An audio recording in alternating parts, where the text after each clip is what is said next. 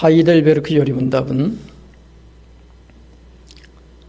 인생의 비참함, 이 비참함에서 헤어나오는 길은 주 예수 그리스도의 거룩한 피의 복음을 믿는 것임을 가르치는 인생의 구속, 그리고 구속받은 우리 인생은 하나님께 감사함으로 살아야 함을 가르쳤습니다. 인생의 비참함, 미저리, 우리 인생의 구속함, deliverance 또는 redemption, 우리가 하나님께 감사해야 함은 gratitude입니다. 우리가 주께 감사하는 방편은 십계명과 주기도로 가르쳤고, 우리가 구속 얻는 방편은 고대교회 전통을 따라 사도신경을 길게 풀어 해독하였습니다. 지금 우리는 이 사도신경을 강해하는 우리 인생의 구속함에 대해 배우고 있습니다.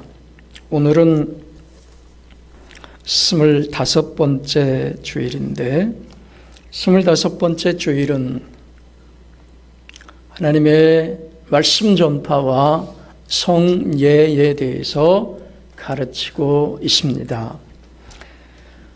목사를 뜻하는 단어, 영어로 패스터라고 합니다. 영국에서는 나라의 대신들이나 장관들을 가리키는 미니스터라고 하는 단어를 씁니다. 그래서 영국 영어로 목사를 말할 때 Minister of the Word and Sacraments, 그렇게 말합니다. Sacraments는 성예, 그리고 여기서 word는 WORD, 대문자로 W를 써서 말씀과 성예를 담당하는 미니스터, 그런 뜻입니다. 그러니까 목사가 패스터라고도 하지만 슬라브권에서는 파스토르라고 하죠. 파스토르. 이 패스터 뿐만 아니라 Minister of the Word and Sacraments, 그렇게 말합니다. 이 하이델베르크 요리문답 오늘 제25주일에는 이 말씀과 성찬에 대한 내용들이 이제 나옵니다. 그중 65문, 66문, 67문, 68문이 있는데, 저는 오늘 성예가 무엇입니까 하는 66문, 성예가 무엇입니까? 답, 성예는 복음 약속에 눈에 보이는 거룩한 표와 인으로 하나님께서 제정하신 것입니다. 성례가 시행될 때 하나님께서는 복음 약속을 우리에게 훨씬 더 충만하게 선언하고 확정하십니다. 이 약속은 그리스도가 십자가 위에서 이루신 단번의 제사 때문에 하나님께서 우리에게 죄 사함과 영원한 생명을 은혜로 주신다는 것입니다. 67문, 그러면 말씀과 성례 이 둘은 우리의 믿음을, 우리의 구원의 유일한 근거가 되는 것, 곧 예수 그리스도의 십자가의 제사로 향하도록 하기 위한 것입니까? 답, 진실로 그렇습니다. 우리의 모든 구원이 그리스도가 우리를 위해 십자가 위에서 이루신 단번의 제사에 있다는 것을 성령께서는 복음으로 가르치시고 성예로 확증하십니다. 68문, 그리스도께서 신약 성경에서 제정하신 성예는 몇 가지입니까? 답, 거룩한 세례와 성찬, 딱 2가지입니다. 이게 오늘 하이델베르크 요리문답 25번째 주일입니다. 저는 이 네 질문, 정확하게는 세 가지 질문을 다 한꺼번에 녹여내서 설교하도록 하겠습니다. 제가 지금 시계를 보니까 설교해야 할 시간이 한 15분 또는 20분 정도밖에 안 남았는데, 늘 말씀드리지만 우리는 목사의 설교를 듣기 위해서 예배하러 오는 게 아닙니다. 우리가 피조물로, 구원받은 피조물로 하나님께 감사하러 나오는 것입니다. 그 시간 안에 설교도 있는 것입니다. 그러니까 제가 지금 제 설교가 짧아짐에도 불구하고 우리가 주께 찬송하고 주의 말씀을 듣고 기도하고 주님께 올려바친 우리의 감사의 조건들을 생략하거나 제가 빼지 않는 이유가, 피조물은 반드시 창조주 하나님께 구속받은 은혜의 감사를 하러 나온다는 말입니다. 꼭 설교만 들으러 예배하러 나오는 게 아니고 여러분이 하나님 앞에 서서 주를 경배하러 나온다, 그 마음을 꼭 가지셔야 합니다. 자, 성예는 두 가지가 있습니다. 로마 카톨릭 교회는 성례, 이 홀리 세크라멘트스를 7가지를 이야기합니다. 세례받은 사람이 그 다음 믿음을 굳건히 해서 나중에 성령을 주신다는 견신, 믿음을 굳건히 한다, 믿음을 견고히 한다. 로마 카톨릭 교회도 회원들이 한자를 많이 모르고 하니까 이제는 그 성사의 명칭들을 바꿔요. 그래서 이제는 견신해서 신으로, 견신, 이게 신발이야 뭐야 하는 그런 약간의, 젊은 사람들이 잘 모르니까 요즘은 견진 성사 그렇게 말해요. 이 견고히 한다는 말이에요. 사실은 영어로는 confirmation, 라틴 말로는 confirmatio라고 하는데, 확실히, 확고히, 견고히, 분명히 한다 이 말이에요. 주교가 어릴 때 세례받은 사람들을 청소년기에 불러다 놓고 이마에다가 기름을 바르면서 성령을 그들 가운데 부어준다는 개념이 이 견진입니다. 그리고 참회하는 것도 있습니다. 우리가 보통 아는 신부한테 가서 우리의 죄를 고백하는 것, 고해성사, 참회, 뭐 그런. 또 이 로마 교회는 교회를 두 가지로 나누는데, 가르치는 교회와 배우는 교회 그렇게 나눠요. 그래서 교회를 정할 때 우리 성경이 말하는 두세 사람이 있는 곳에는 나도 그와 함께 있겠다 했던 이 말씀이 아니고, 가르치는 신부나 주교나 사제가 있으면 거기는 교회인 거예요. 왜? 로마 교회는 가르치는 사람 입장에서 교회냐 아니냐를 따지니까.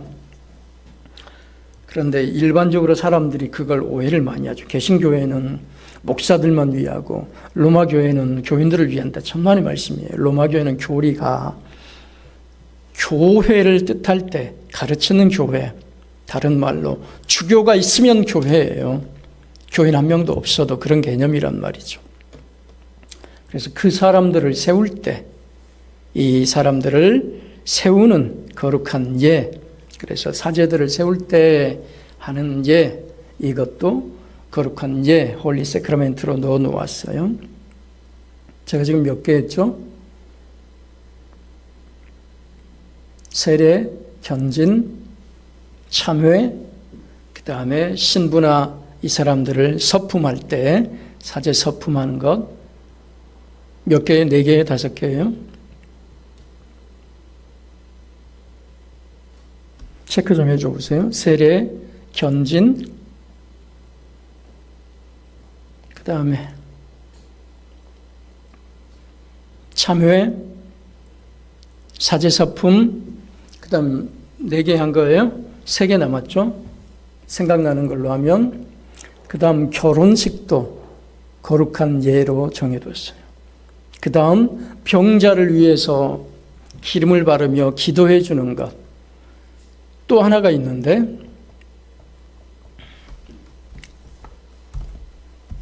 또 하나가 뭘까? 로마 교회에서 그런다는 거예요. 제가 그런다는 게 아니고.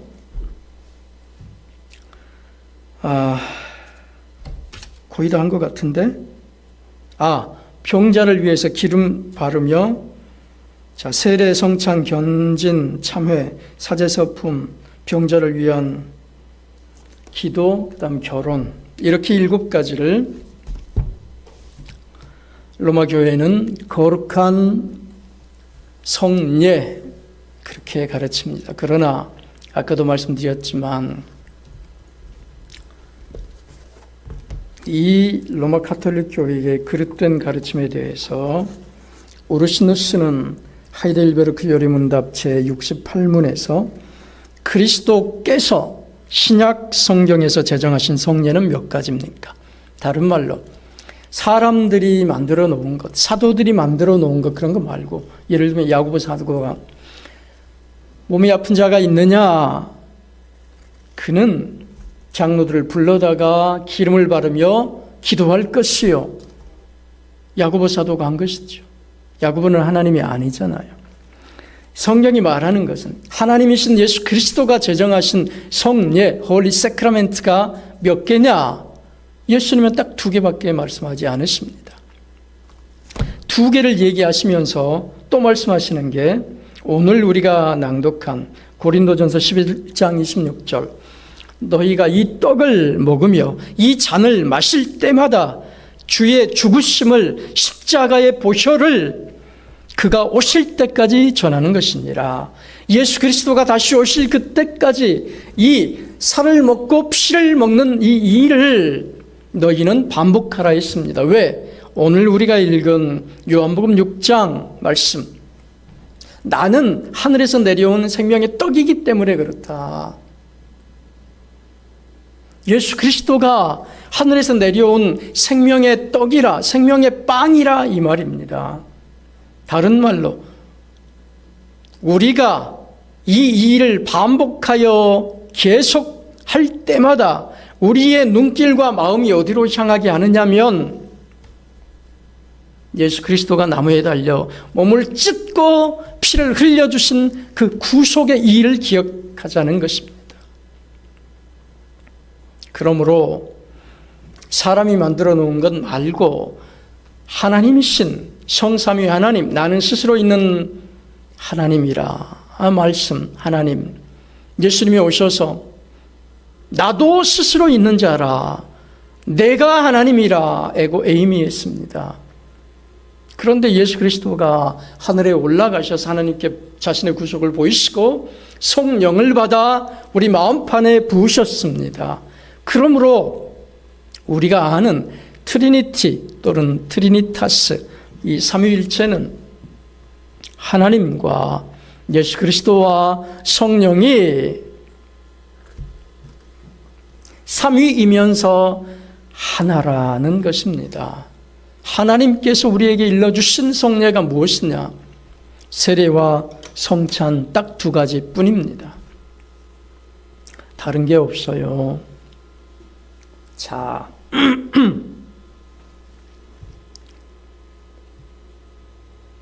부자가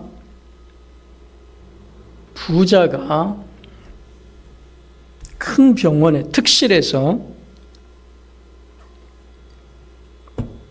혼자 좋은 침상과 아주 능력 있는 간병인의 간호를 통하여 병원의 의사와 간호사들의 수발을 받으며 생명을 연장하고 있습니다.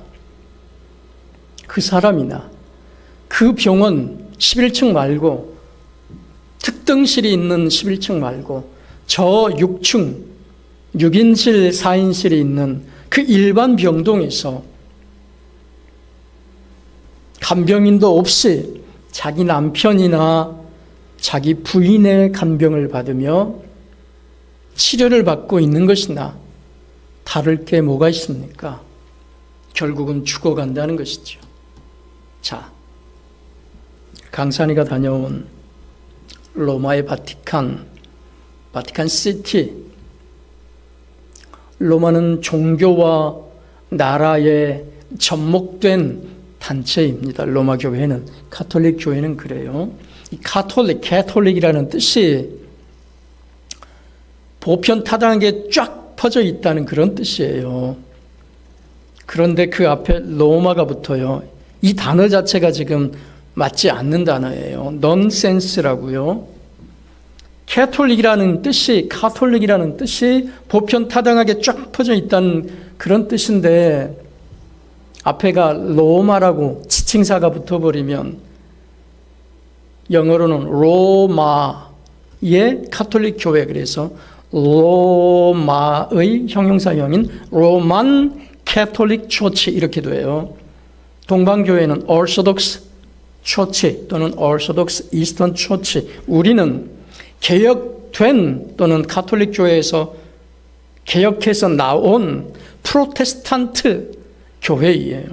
이걸 영어로는 reform한, 이미 개혁된, 수선된, 그래서 reformed church예요. 여러분 아이스 커피 주세요. 아이스 커피 한 잔요. 그렇게 말하는데 영어로는 아이스드를 붙여요. reformed 하듯이. 그래서 영어로는 I want to get iced coffee 이래요. 아이스드인데 그 스하고 이하고 드가 합쳐지면 트 발음이 살짝이 나죠. iced coffee. Please iced coffee one. Reformed Church. 우리는. 자, 7개의 성례를 갖고 있는 로마 가톨릭 교회, 동방정교회도 그와 거의 다르지 않아요. 누가 성경대로 맞느냐를 지금 제가 얘기하는 거예요. 11층에서 특등실에서 죽어가는 그 부자와 6층 일반실에서 죽어가는 그 사람과 생명의 차이가 있습니까? 똑같아요. 아무 차이가 없다고요. 죽으면 똑같다고요. 자, 큰 궁궐처럼 된 60평짜리 아파트에서 한강이 내려다 보이는 그곳에서 살아가는 사람,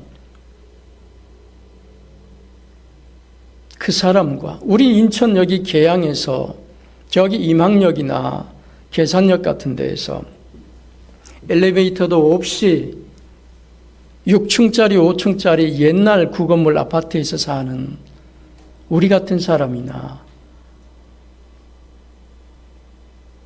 밖에서 보면은 와 한강변에서 살면 진짜 좋겠다 그러지만 만약에 그 사람이 남편 따로 아내 따로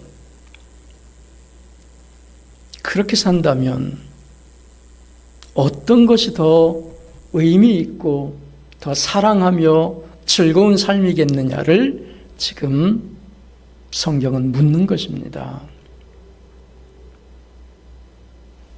그런 면에서 개혁교회, 우리 프로테스탄트 교회가 성경에 훨씬 더 맞게 주를 섬기는 교회입니다. 자, 예수 그리스도께서 주의 종들을 택하여 세상에 복음을 전파하면 성령께서 우리 곁에서 그 받는 사람이 부드럽게 되도록 하셔서 복음을 받게 합니다. 복음을 받으면 그가 회개하고 주 앞으로 나와 믿음 고백을 하게 됩니다.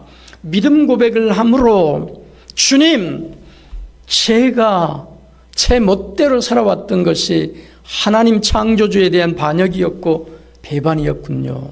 이제 저는 하나님만을 믿습니다. 제가 생각했던 것, 판단했던 것, 내가 그동안 배워왔던 것, 돈을 많이 벌어서 멋진 남자 만나고 멋진 아가씨 만나서 결혼하고 뭐하고, 아니 나는 돈을 많이 벌어서 세상을 돌아다니면서 멋있는 사람 만나고 그냥 결혼도 안 하고 마음대로 살 거야. 그렇게 생각했던 것들을 다 뒤집어 엎고 결혼은 하나님이 주신 선물이구나. 좋은 사람 만나서 결혼하고 주를 섬기며 예배하고 찬양해야 되겠구나 판단하고 주 앞에 나와 회개하는 것입니다. 믿음 고백하고 주님, 제가 주를 믿습니다. 그동안 제가 주를 멀리하고 제 마음대로 살았던 것을 회개합니다. 이제 주의 말씀대로 교회를 통하여 주를 섬기며 주의 말씀을 받으며 견고하게 살겠습니다. 고백합니다. 그러면 그 사람을 데려다가 세례를 줍니다. 세례를 받은 그 사람이 교회로 들어오는 것이지요. 교회로 들어온 그 사람은 이제 때에 따라 성찬을 통하여, 성찬은 딱 두 가지입니다. 두 가지, 포도주와 빵입니다. 성례를 구성하는 것은 딱 세 가지죠. 물, 예수의 피로 구원받아 내가 깨끗해졌음을 상징하기 위해서 깨끗한 물을 그 머리에 끼얹어 그대는 이제 세상의 백성이 아닌 하늘의 백성이 되어 하나님께 접붙여져서 교회로 들어왔다는 것을 구별하는 것입니다. 이게 물로 표현됩니다.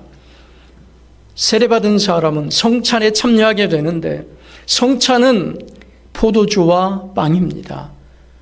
네팔의 어느 선교사처럼 노란 망고 주스로 하면 안 됩니다. 포도즙, 나는 술을 안 먹기 때문에 포도즙으로 해야 한다. 그 빨갛지 않고 색깔도 약간 오묘하게 그냥 탁한 그 포도즙으로 해서도 안 됩니다. 여기서 말하는 포도주는 새빨간 예수의 피가 바로 마음판에 바로 눈으로 보일 수 있도록 하는 포도주여야 합니다. 예수님도 포도주로 유월절 만찬을 하셨기 때문에 예수님이 거룩하다는 걸 우리가 불결하다 할 수 없습니다. 빨간 포도주와 빵을 찢어 나눔으로 예수 그리스도가 우리를 위해 육신을 찢어 피를 흘려주셨음을 마음판에 새기는 것입니다. 그러므로 복음을 받을 때 우리가 주 예수 그리스도를 믿어 새 사람이 되고 새 사람이 된 우리가 이 성찬을 받으면서 우리의 믿음이 더 튼튼히 되는 것입니다. 견고히 된다는 말입니다. 그러므로 이 성찬 제가 아까 생각하니까 하나 빠졌군요. 로마 가톨릭 교회에서 성체 성사라 하는데 이게 성찬이에요. 성찬. 로마 가톨릭 교회도 성찬을 합니다. 이 성찬, 성체 성사라 해서 그들은 신부가 갖다 입에다가 혀에다가 넣어주죠.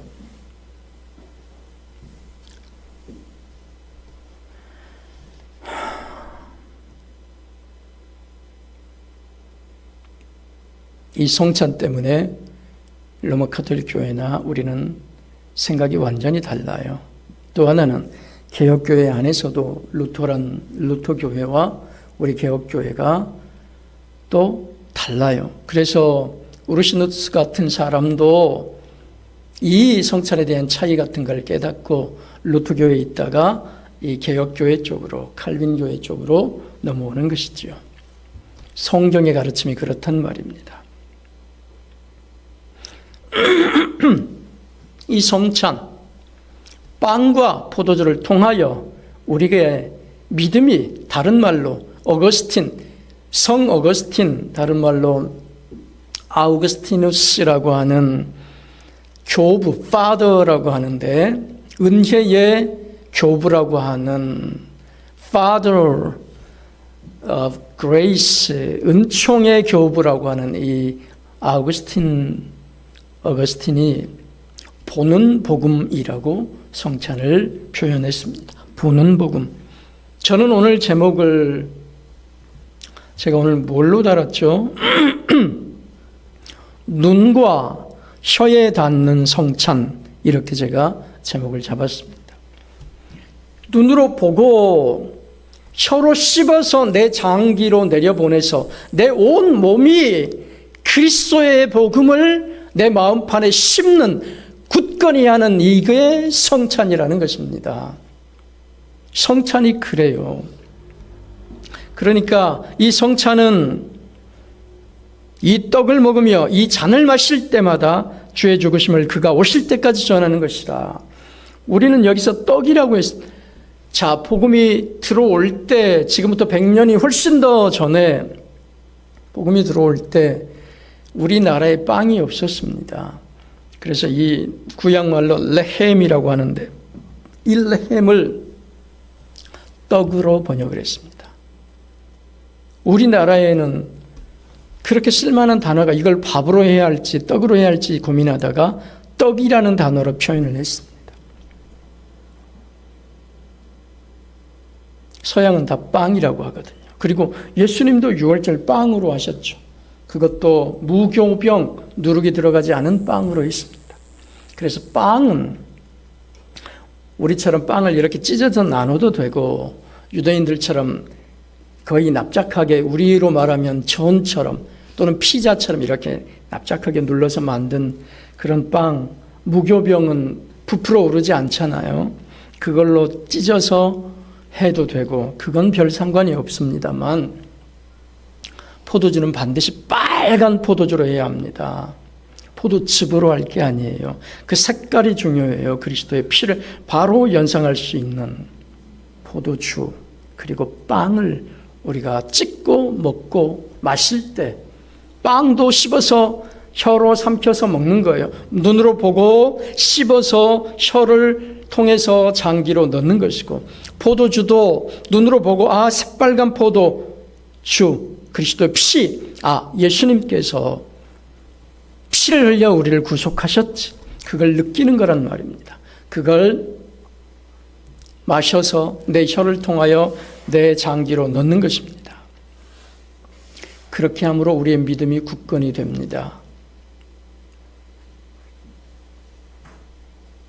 그러므로 복음 선포로 우리가 구원을 얻고 주의 백성이 되고 그리고 시시때때로 성찬을 함으로 우리의 믿음이 견고히 되는 것입니다.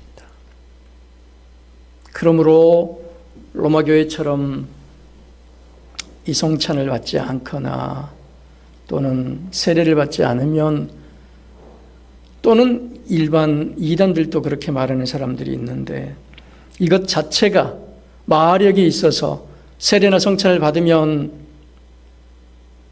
세례를 받으면 구원이 되고 성찬을 받으면 영생에 대한 확증 또는 이것 자체가 특별한 의미가 있다. 그걸 넘어가지 못합니다. 로마 교회는 화채라 해서 된다는 거예요. 이 빵 자체가 그리스도의 몸이고 이 피 자체가 그리스도의 피로 되어버린다는 개념 거기에 우리가 동의하지 못하죠.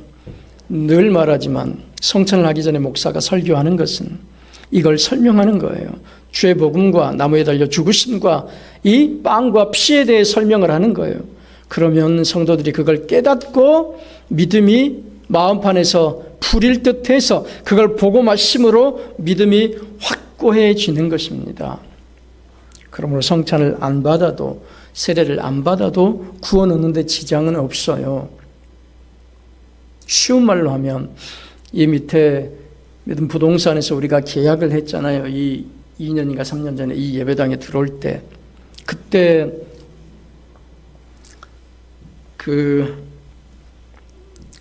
이 교회 목사님한테 저기를 내고 뭐라 그러죠? 그거보다 제가 이름을 잊어먹었는데 그 목사님한테 여기 교회에 대한 권리금을 내고 그리고 그 부동산 사장님과 또 이 건물주 사장님과 같이 앉은 자리에서 그분에게 보증금을 저기로 쏘고 그 다음에 월세도 쏘고 해서 그 계약을 한 거예요. 그렇게 해서 돈을 쏘고 열쇠를 받으면 그 집이 이 사무실이 우리가 사용할 수 있는 사무실이 되는 것이죠. 그리고 이제 문서를 써서 도장을 받고 하는 것이죠. 나중에 그 도장과 문서만 보면 이 사무실이 우리의 것이로구나. 언제까지 월세를 내면서 우리가 살 수 있구나 하는 것을 우리가 알게 된다는 말입니다. 그러므로 이 성찬은 우리 구원을 확증시켜주는 견고케 하는 그런 씨드예요. 표란 말입니다. 표. 도장이란 말입니다. 이것이 성찬에 대한 가르침입니다. 그러므로 우리는 우리의 믿음을, 우리의 구원의 유일한 근거가 되는 것, 곧 예수 그리스도의 십자가의 제사로 우리의 몸과 마음이 향하도록 하는 이 성찬을 가능한 대로 행해야 하는 것입니다. 우리의 믿음이 성찬을 통하여 굳건히 되기 때문에 그렇습니다. 그러나 그걸 넘어서서 이 성찬 자체에 무슨 특별한 마력이 있는 것처럼 가르쳐서는 안 됩니다. 말씀 선포로 믿음이 생성되고 성찬으로 우리의 믿음이 굳건히 됩니다. 때가 되면 제가 지금 계속 지속적으로 하이델베르크 여리문답을 반복하는데 여러분은 유아 세례를 받았으니까 나중에 입교라 해서 성년이 되어서 교회로 편입되어 나의 하나님께 대한 교회의 책임을 다하겠습니다 하고 교회로 들어오는 방식을 통하여 여러분도 이제 성찬을 하게 되면 우리 교회도 성찬을 때에 맞게 하게 될 것입니다. 복음 선포로 우리가 하늘 백성 되고 성찬을 통하여 그 믿음이 시시때때로 우리의 눈과 혀와 내장을 통하여 그리스도의 복음이 굳건히 전인격적으로 우리 마음판에 굳게 새겨지게 되겠습니다. 아멘.